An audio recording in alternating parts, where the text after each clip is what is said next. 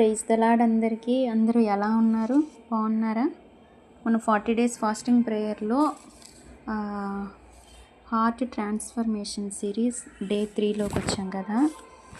ఈరోజు వచ్చేసి థీమ్ వచ్చేసి దేవుని స్వరం వినటం, హీరింగ్ గాడ్స్ వాయిస్. వాక్యం ఏం తెలియజేస్తుందంటే కీర్తనలు 46:10, ఊరకుండుడి, నేనే దేవుడునని తెలుసుకొనుడి, అన్యజనులలో నేను మహోన్నతుడు నగుదును, భూమి మీద నేను మహోన్నతుడు నగుదును. మనం నిశ్శబ్దంగా ఉంటేనే దేవుని స్వరం వినగలం. ఈరోజు మన ఫోకస్ దేవుని స్వరం వినటం.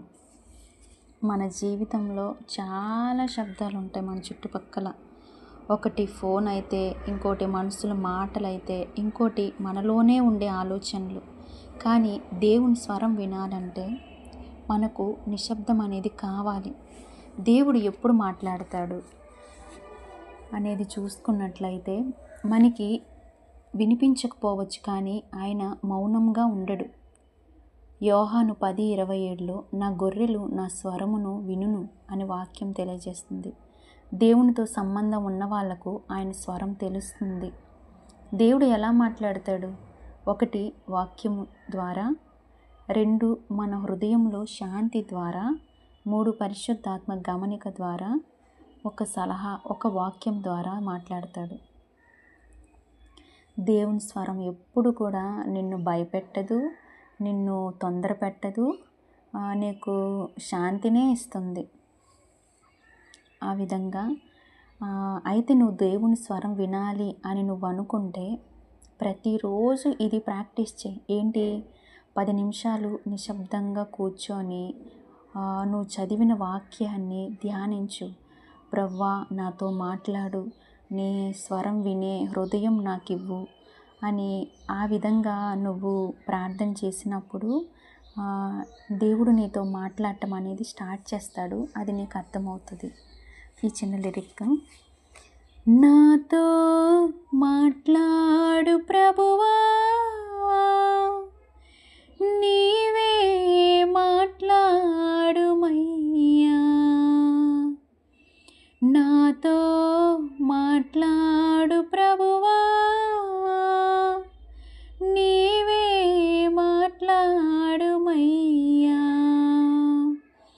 నీవు పలికితే నాకు మేలయ్యా, నీవు పలికితే నాకు మేలయ్యా, నీ దర్శనమే నాకు చాలయ్యా, నీ దర్శనమే నాకు చాలయ్యా, నాతో మాట్లాడు ప్రభువా,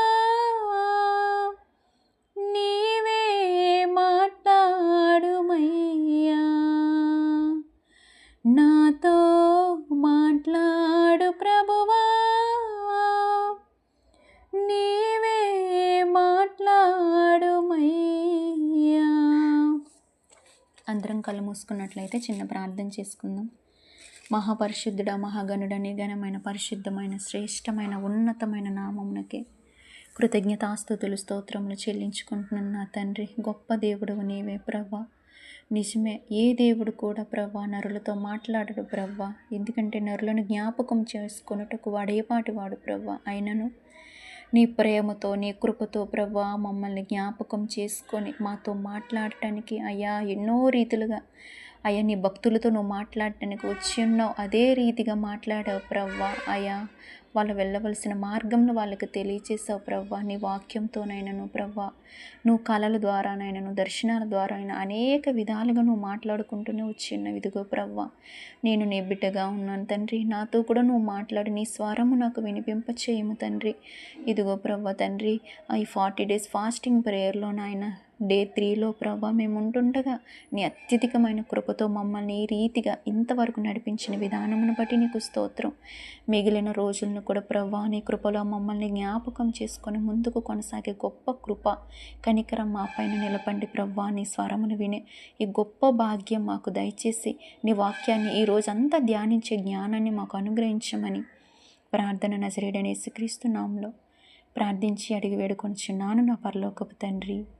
amen. Amen. Amen. God bless you. Thank you.